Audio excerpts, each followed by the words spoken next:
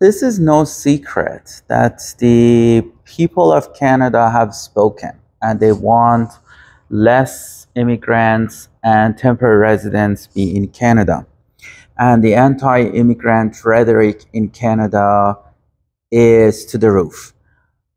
It's really heartbreaking that we see this cultural shift in Canadians, despite that Canada has been an amazing country in terms of accepting immigrants and actually has thrived because of newcomers to Canada and temporary foreign workers and international students.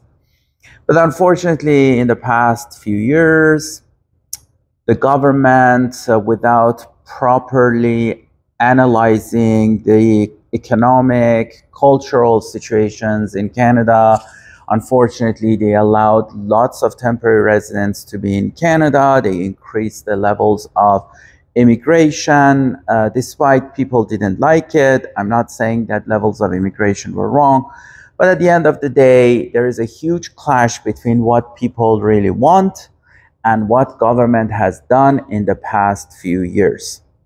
And now we see a reversal in the policies. And as part of that reversal, we also hear that more people will be deported from Canada.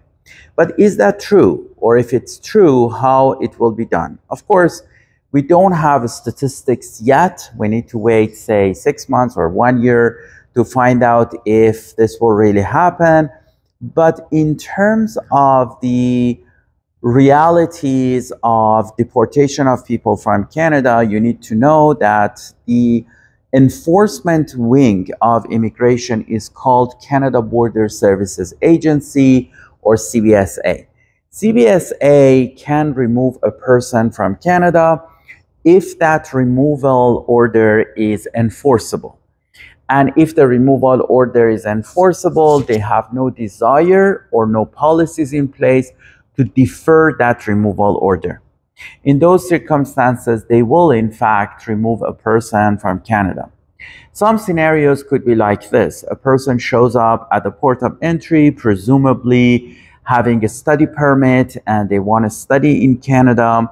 But guess what? At the port of entry, the officer suspects that this person has no intention to study in Canada, and they are actually coming to, for example, stay in Canada to work, and especially work without authorization, and they are not going to complete their studies. In those circumstances, the CBSA officer could issue an exclusion order which removes the person from Canada, and they actually ban them from traveling back to Canada for at least 1 year.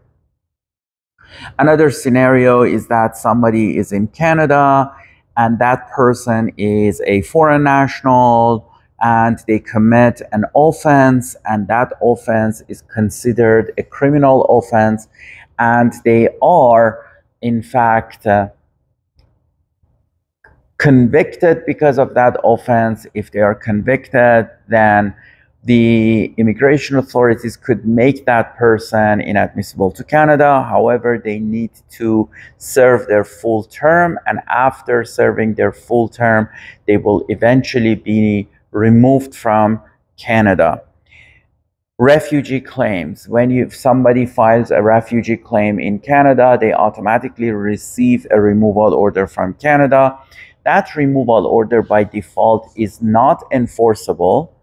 However, as soon as they lose their refugee claim, if they don't appeal it, then it becomes enforceable. If they do appeal it and they lose the appeal, then it becomes enforceable. There is another tool that they can, for example, file for judicial review. But if they lose that judicial review application as well, eventually the removal order becomes enforceable and they will remove that person from Canada. Of course, there are so many other scenarios that we can think of that CBSA will be able to remove people from Canada. I had a talk with a CBSA officer a couple of months ago, actually 3 or 4 months ago, and they were not happy in terms of given enough powers or admission let's say, to be able to enforce removal orders. But with what we hear right now, I assume that those powers will be given back to the CBSA officers, and meaning that if a person is facing an enforceable removal order, it is more likely that CBSA won't defer the removal for that person, and they will remove them from Canada. Of course, there are solutions around removal orders. I'm not saying that every removal order is fair, and every person has the right to be represented properly and their case being handled properly. As an immigration consultant, I take this seriously. I love my country, but at the same time, I believe that procedural fairness is important, natural justice is important, and people, if they are facing removal orders, either if there is a way to defer that or help them to secure lawful ways to remain in Canada, we help them with that. And if not, we facilitate a smooth process for the removal from Canada, so it will be the least cost for our country, and of course the least cost psychological and financial for that person. Like and follow for more videos, and maybe Lily wants to say goodbye.